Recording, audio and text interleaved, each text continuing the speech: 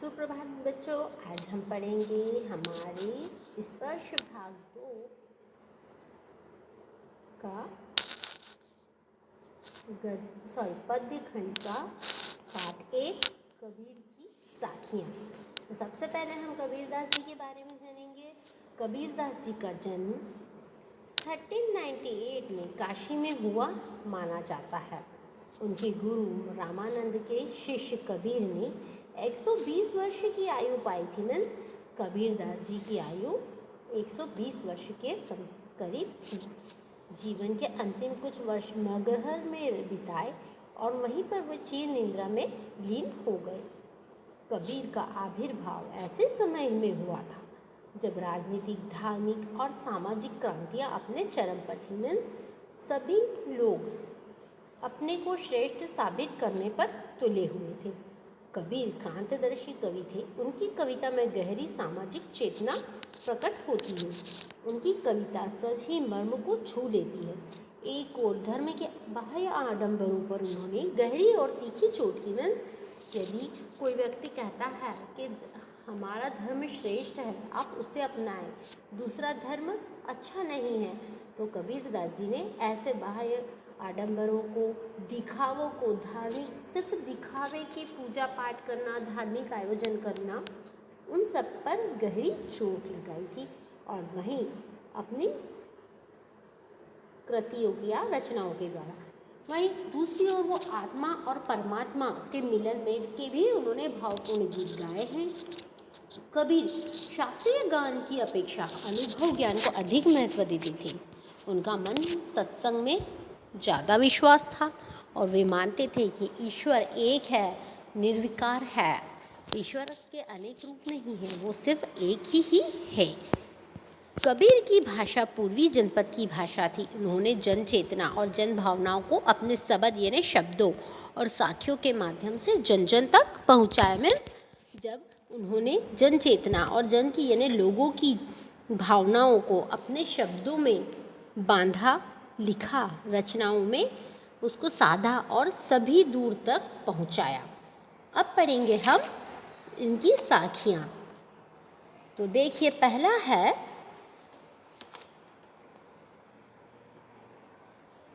ऐसी बानी बोलिए मन का आपा खोए, आपन तन शीतल करे औरन को सुख होए। मीन्स कबीरदास जी क्या कह रहे हैं कि व्यक्ति को ऐसी या हमें मनुष्य को ऐसी वाणी या ऐसी बोली बोलना चाहिए कि दूसरे व्यक्ति से को खुशी का महसूस हो, उसका अपमान न हो।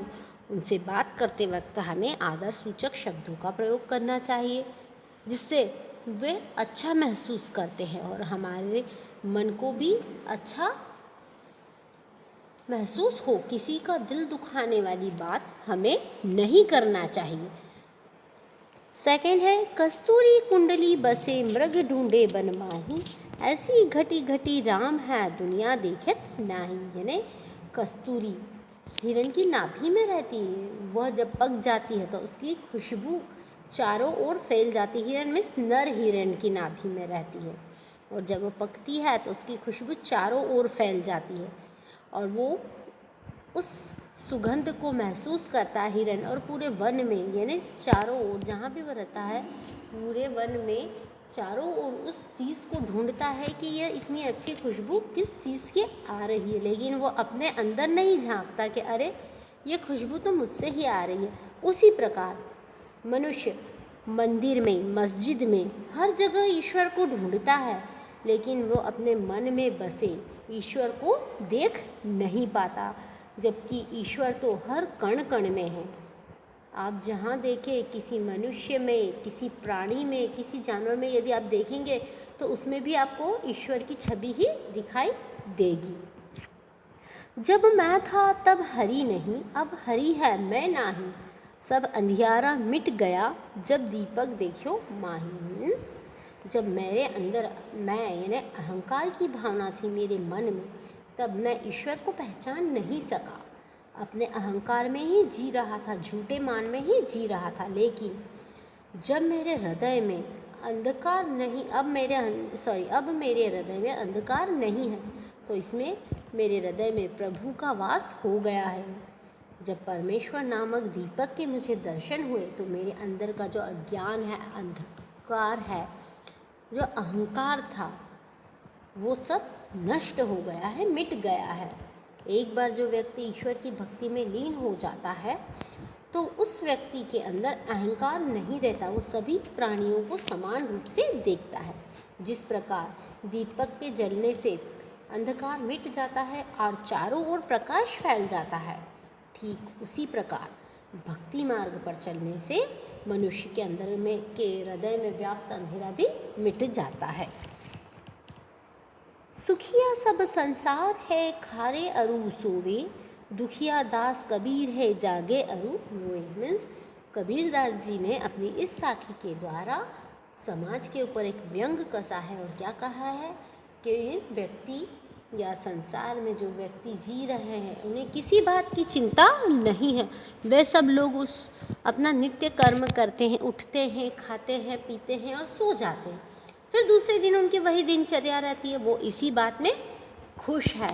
परंतु सच्ची खुशी कब प्राप्त होती है? जब आप ईश्वर की भक्ति में लीन हो जाए, ईश्वर की सच्चे मन से आराधना करें।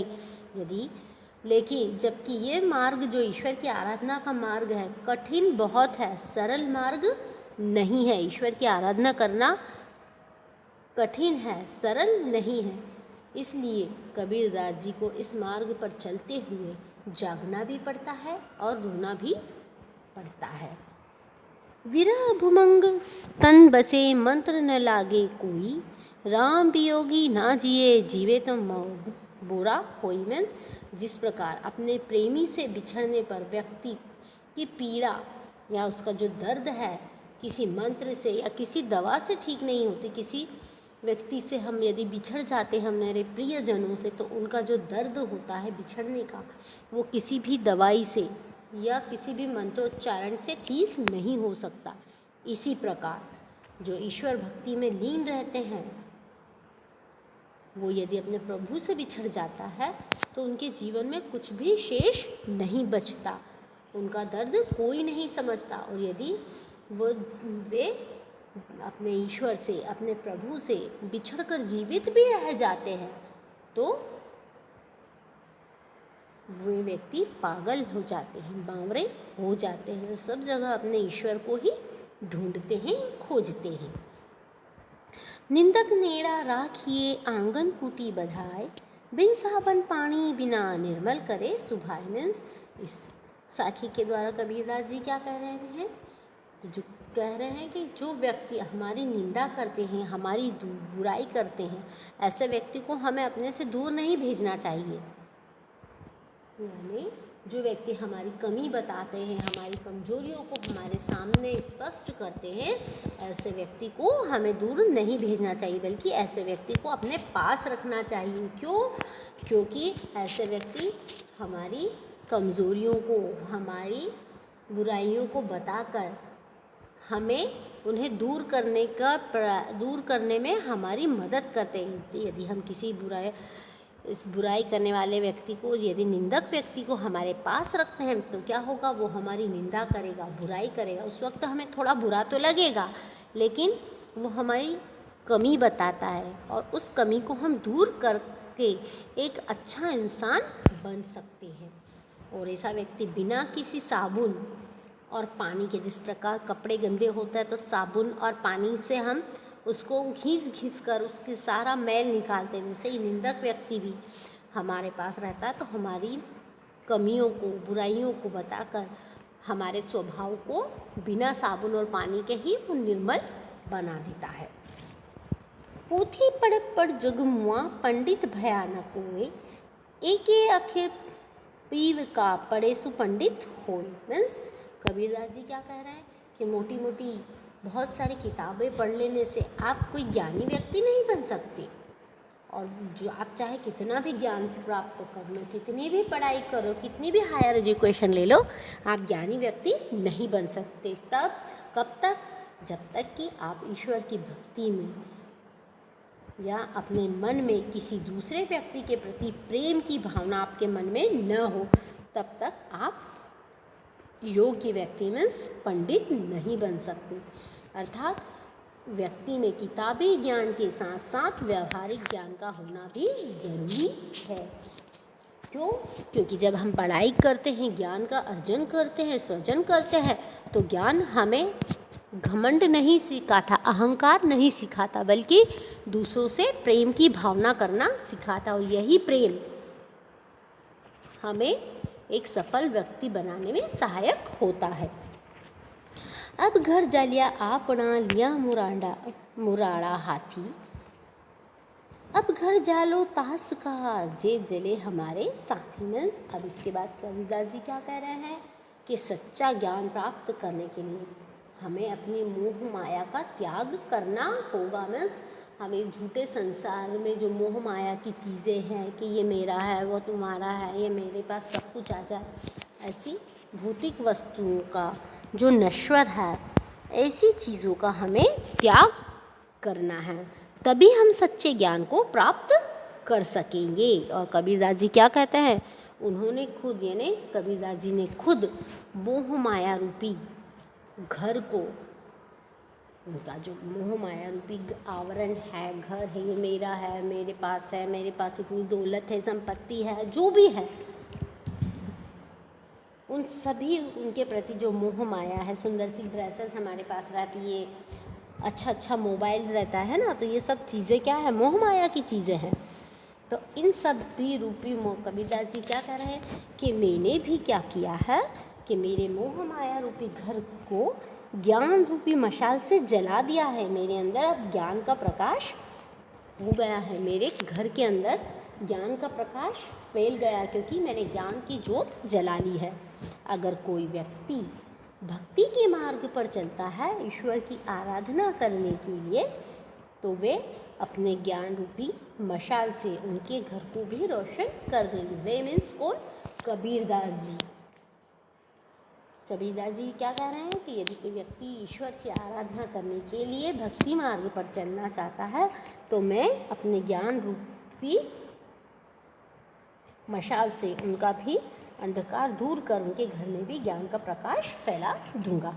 अर्थात अपने ज्ञान से उसे भी मोह माया के बंधन से मुक्त कर देंगे और ईश्वर की जो सच्ची राह है उसे प्राप्त करने के लिए, पाने के लिए आगे बढ़ाएंगे।